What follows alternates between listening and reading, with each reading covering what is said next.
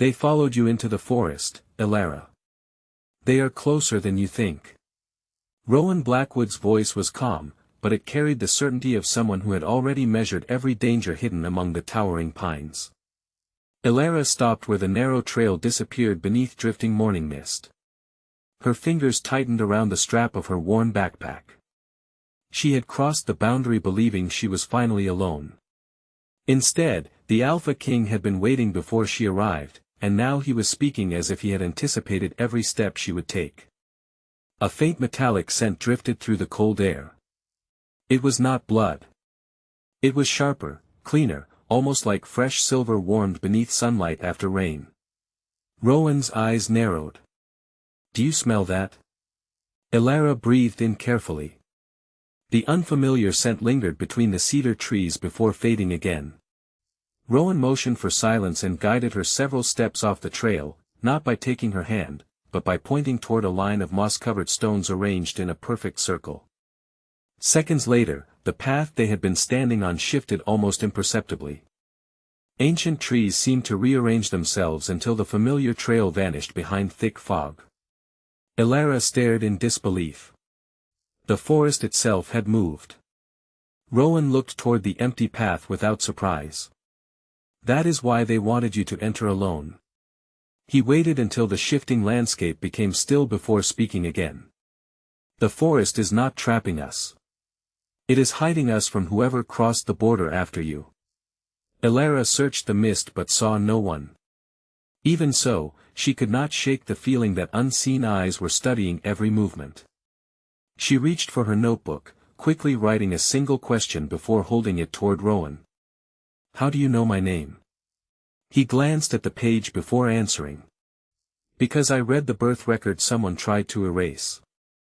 Her pulse quickened. Before she could write another question, Rowan quietly added, "And because I heard your voice inside Moon Hall." She froze. No one else had admitted hearing her whisper. Not Mason. Not the council. Not even the frightened child she had saved. Rowan continued walking, watching the silver mist instead of her. "You have spent years believing your voice disappeared." His expression remained thoughtful rather than pitying. "It did not. It was sealed. Most wolves cannot hear it unless the seal chooses them to." Elara struggled to process the impossible statement. The silver scent returned, stronger now, carried by a cold breeze that circled the clearing before slipping away again. Rowan knelt beside an ancient stone carved with nearly invisible symbols. "Silver ash," he said quietly. "Someone burned it here before sunrise. It confuses the old wards and masks a hunter's scent." He looked back at Elara, his grey-blue eyes steady.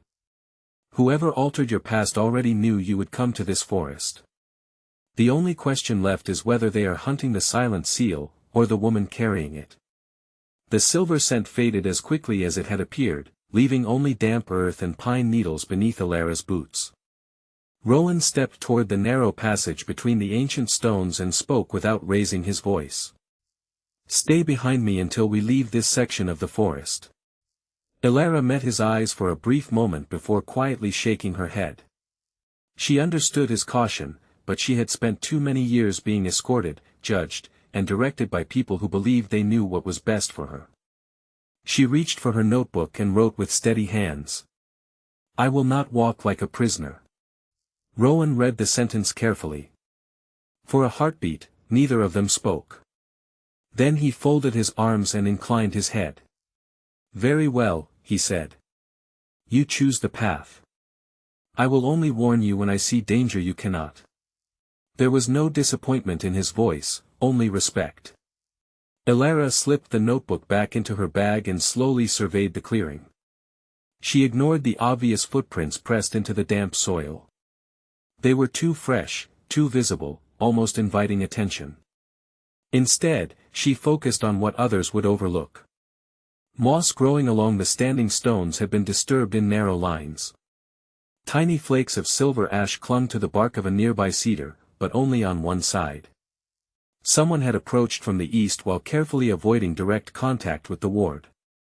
Markers. She crouched beside one weathered stone and brushed away fallen leaves. Beneath them lay a shallow groove cut into the rock. It was not ancient. The edges remained sharp. Rowan watched silently as she traced the shape with one fingertip. She picked up a broken twig and sketched the same symbol across a patch of damp soil. Rowan immediately recognized it as a directional marker, yet something about its proportions seemed wrong. Elara shook her head and erased part of the drawing before adding one missing stroke. The completed emblem no longer pointed toward the forest. It matched the interruption she had discovered beneath Moonhull. "It is not a trail marker," Rowan murmured. "It tells the ward where not to see." Elara nodded once. The pattern was becoming clear. Whoever weakened the wards had never broken them by force. They had taught the ancient protections to ignore certain footsteps. Rowan looked toward the surrounding trees with growing admiration. "That is why I needed your eyes instead of another soldier." A cool breeze stirred the branches overhead, revealing a strip of dark fabric caught on a broken limb several feet away. Elara carefully retrieved it. Sewn into the corner was a tiny silver emblem almost hidden beneath dried mud. Rowan's calm expression hardened the instant he recognized it. It did not belong to a hunter or a royal guard. It belonged to Adrian Cross, the longtime senior advisor who had served Alpha Mason for nearly a decade. Following the altered trail markers, Elara led Rowan deeper into the forbidden forest until the trees opened around the crumbling remains of an abandoned border outpost. Weathered stone walls leaned beneath climbing ivy, while rusted security lights hung silently above a cracked loading platform. The place had once guarded trade routes between neighboring packs before being abandoned years earlier. Rowan surveyed the empty buildings with a practiced eye. No recent campfire. No fresh tracks. Elara did not answer. Instead, she noticed faint wool marks preserved beneath layers of pine needles. They were older than the footprints outside but newer than the moss covering the road. Someone had visited after. The station was officially closed. Together they entered a storage room where broken shelves and scattered crates lay untouched. Most containers had rotted away, yet one metal cabinet remained locked. Rowan examined the corroded latch before stepping aside.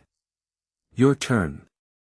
Elara smiled faintly at the unexpected confidence. She noticed tiny scratches around the hinges rather than the lock itself. Carefully lifting the cabinet door upward before pulling, she released the warped mechanism without force. Inside rested several faded shipping ledgers protected inside waterproof sleeves. Rowan spread them across an old inspection table while Elara compared dates, symbols, and route numbers. At first everything appeared routine. Then one repeated shipment caught her attention. Wolfsbane concentrate, sealed for agricultural treatment, delivered to multiple border stations that had never requested it. She flipped through additional pages. Every shipment listed identical quantities regardless of destination. The paperwork was too perfect. Rowan read over her shoulder. "No one orders supplies like this." Elara nodded and continued tracing the signatures.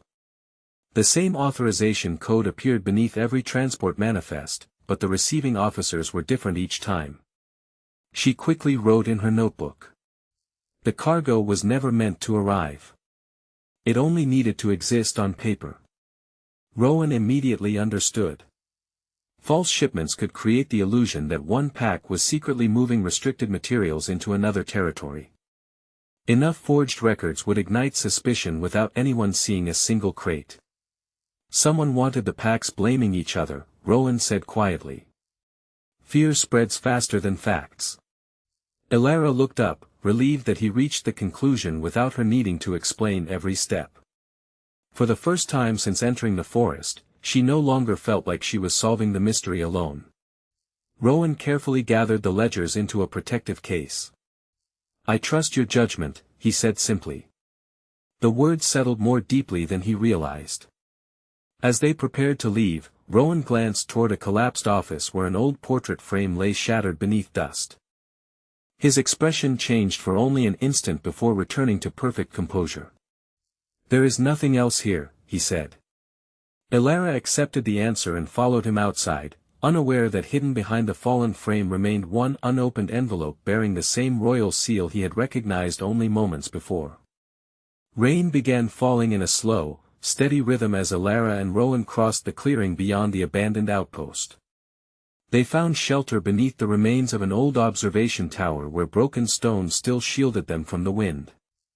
Rowan carefully laid the recovered ledgers across a dry wooden crate, but Elara's attention rested elsewhere. She pulled one folded document from the case, noticing a faded royal insignia stamped across the corner. Beneath it was a date from nearly 3 years earlier, long before anyone in Silver Creek had rejected her. She looked at Rowan, confusion giving way to suspicion. He answered before she could write the question. "I ordered quiet observation of your pack." The words landed harder than she expected. Elara's eyes narrowed. She opened her notebook with quick, sharp movements. "Why? Because of me?" Rowan did not look away. "Because of an old prophecy connected to the Silent Seal." She stared at him in disbelief. For years she had believed strangers ignored her because she was invisible. Now she discovered that the most powerful alpha in the territories had known about her long before she even knew his name. She wrote again, pressing the pen so firmly the page nearly tore. "So I was never a person. Only a prophecy." Rowan read the sentence in silence. "No," he answered quietly. "At first, you were a name inside a forgotten record. Then I watched what you chose to do when no one expected kindness from you. That changed everything." Elara wanted to believe him, yet anger still settled heavily inside her chest. She had finally escaped one life where others made decisions for her. She refused to enter another. While searching through the remaining ledgers, she discovered a folded transport authorization hidden between 2 shipping manifests. The signature belonged to Mason Carter. Her heartbeat quickened. Rowan studied the page before slowly shaking his head. "Look closer." Elara examined the ink under the lantern's warm light. The signature matched Mason's handwriting, but the official security stamp had been applied 4 days after the document was supposedly signed. The authorization itself had been assembled later using a copied signature from another file. Mason had been careless, proud, and deeply wrong about her, but this document proved someone had manipulated his identity as well. Before relief could settle, Elara noticed something much smaller in the lower corner. Every forged page carried the same approval code used by the office responsible for pack administration. Only one person controlled those internal records every single day. Adrian Cross. Mason's trusted senior advisor had not simply influenced events from the shadows. He had stood close enough to rewrite documents, redirect investigations, and quietly reshape the truth while everyone else searched for the wrong enemy. Elara closed the final ledger and looked north, toward the distant lights of Silver Creek shimmering beyond the forest.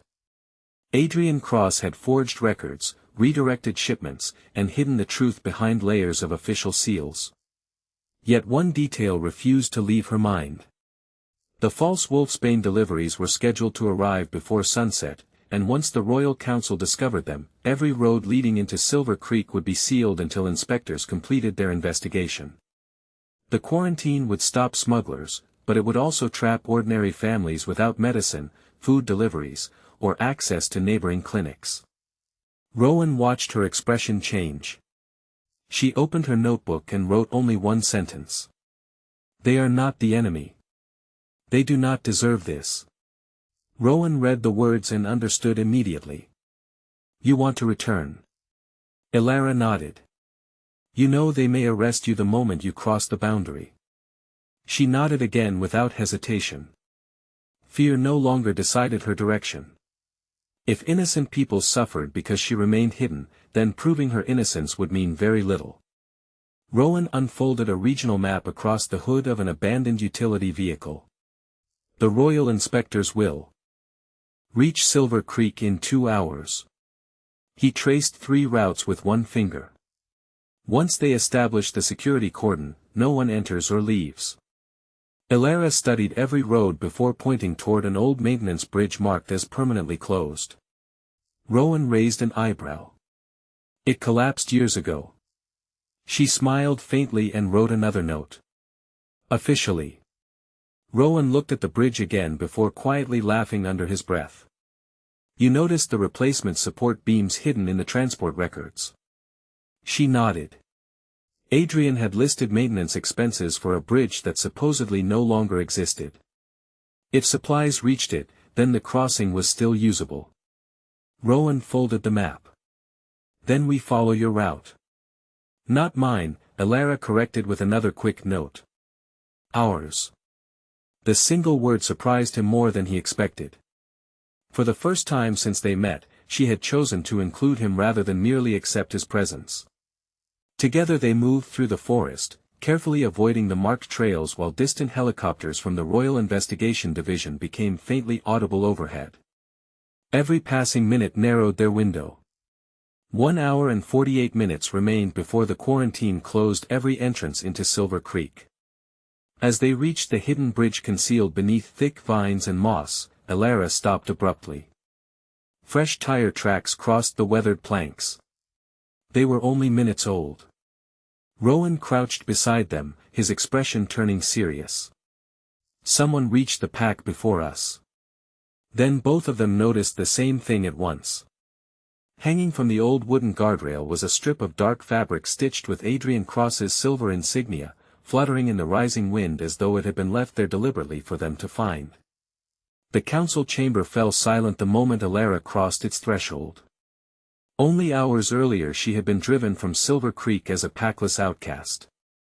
Now she returned carrying a weathered case filled with shipping ledgers, forged authorizations, and questions no one else had thought to ask. Royal investigators stood along the walls while local elders exchanged uncertain glances. Adrian Cross remained composed near the council table, his expression calm enough to suggest complete innocence. Rowan entered beside Elara but stopped several steps behind her. His voice carried through the chamber with quiet authority. She requested the opportunity to present her own evidence. She will not be interrupted. No one dared object. Elara opened the first ledger and placed it beside the forged transport manifests recovered from the abandoned outpost. She arranged every page chronologically before pointing to matching authorization codes that appeared beneath shipments supposedly approved by different officers. The pattern became impossible to ignore. Every document traced back to Adrian's administrative office. Adrian smiled politely. Coincidences in paperwork are hardly proof of treason. Elara expected that response. She calmly unfolded the altered birth record Rowan had recovered beneath Moon Hall and placed it beside the transport files. The same hidden approval sequence appeared beneath both records, disguised inside decorative archival markings invisible to anyone unfamiliar with the ward system. Murmurs spread across the chamber. Adrian's confidence faltered for the first time. Still, he recovered quickly. Anyone could have copied those markings. Elara walked toward the western wall where one of the restored ward stones had been temporarily installed for inspection. She gently rested her fingertips against its cool surface and closed her eyes. The room watched in complete silence. Speaking always carried a cost, yet this time she chose her words with absolute precision. Show, the first, promise. Her quiet voice echoed through the chamber. Soft silver light flowed across the ancient stone, revealing the original ward imprint hidden beneath later alterations. Invisible signatures appeared one after another, preserved inside the seal itself because the ward had remembered every authorized hand that had rewritten its instructions. Adrian's name emerged among them with unmistakable clarity. No accusation could erase what the ward itself displayed. The elders stared in disbelief. Mason lowered his head as the truth settled over the room. Rowan remained exactly where he had stood from the beginning. He neither explained the evidence nor defended Elara's conclusions. She had proven every point herself. Adrian slowly stepped backward, searching the faces around him for support that no longer existed. Then one elderly records keeper rose from the council bench with trembling hands. "I recognize that authorization sequence," he whispered. "It was never issued to one advisor alone." Every eye turned toward him as he drew a second forgotten ledger from his satchel, revealing that Adrian had never acted without permission from someone whose name had not yet been spoken. No one spoke after the hidden ledger confirmed the conspiracy. The council chamber, once filled with suspicion and whispered judgment, now echoed only with the weight of uncomfortable truth. One by one, the elders rose from their seats. Mason stepped forward first. The confidence that had once defined him had disappeared, replaced by quiet humility. "Elara," he said carefully, "our pack failed you. I failed you. Silver Creek asks you to come home." His words were followed by solemn nods from the council. Another elder added, "Your place as Luna can be restored if you wish. Your record will be cleared, your home returned, and your title recognized before every neighboring pack." The offer would have been unimaginable only days earlier. Every face turned toward Elara, waiting for the answer that would shape the future of the pack. She remained silent for several moments before opening her notebook. Her handwriting was steady despite the emotion in her eyes. She handed the page to the oldest council elder. He read aloud. "A title offered because of guilt cannot heal what fear destroyed." The room fell silent again. She accepted neither sympathy nor rewards that existed only because the truth had finally become impossible to deny. Elara stepped toward the council table and wrote another message. This time she placed it where every elder could see. "Protect the next Omega before she needs someone to prove her innocence." The sentence lingered over the gathering longer than any speech could have. She continued writing, outlining simple reforms. Every rejected Omega would receive an independent council review before exile. Any public rejection would require evidence instead of rumor. Packless wolves would retain access to food, shelter, and medical care until a final investigation concluded. The proposals were practical rather than emotional, and that made them impossible to dismiss. The elders exchanged thoughtful looks before slowly agreeing one after another. Rowan observed quietly from the rear of the chamber. He had expected courage from Elara. He had expected intelligence. What he had not expected was leadership that instinctively protected people who possessed no power at all. She had refused revenge when it was finally within reach. Instead, she had chosen responsibility. Rowan understood then that her greatest strength was not the silent seal. It was her ability to reshape a broken system without becoming bitter enough to destroy it. As the council formally approved the first emergency protections for vulnerable Omegas, the chamber doors suddenly opened. A royal messenger wearing the Alpha King's crest entered quickly, breathing hard from the journey but maintaining proper composure. He knelt before Rowan and presented a sealed dispatch marked with the highest level of royal authority. Rowan broke the seal, read only a few lines, and the calm certainty in his expression vanished. He looked toward Elara with unmistakable urgency. "The ancient wards beneath the royal palace have begun failing," he said quietly. "And whatever awakened them is calling your name." By sunset, the official proclamation had reached every neighboring territory. The Royal Council invalidated the forged records, restored Elara Vale's name to the public registry, and declared the accusations against her entirely false. Silver Creek gathered once more before Moon Hall, but this ceremony felt nothing like the one that had shattered her life. No whispers followed her footsteps. No eyes turned away. The elders signed the newly approved protections for vulnerable Omegas, guaranteeing independent review before exile, emergency support for every packless wolf under investigation, and strict oversight of administrative records connected to ancient wards. The reforms carried unanimous approval. Elara accepted the announcement with quiet gratitude, not triumph. She had never wanted revenge. She had wanted truth to become stronger than fear. Mason approached one final time, offering only a respectful bow instead of another apology. This time Elara returned the gesture with a small nod. Some wounds would remain, but they no longer controlled either of them. As the gathering slowly dispersed, Rowan waited near the royal convoy without calling for her. The choice remained hers, as it always had. Elara crossed the courtyard on her own. Rowan removed a dark leather folder bearing the royal seal and placed it in her hands. "This is not a command," he said evenly. "It is a legal proposal." She opened the document.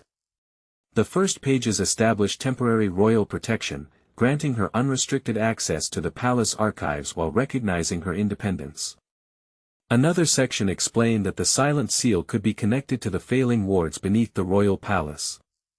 If those ancient protections collapsed completely, every territory linked to the First Ward network could suffer the consequences. Rowan met her questioning gaze. "You solved what trained investigators could not. The palace does not need another soldier. It needs the one person who can read what the wards remember."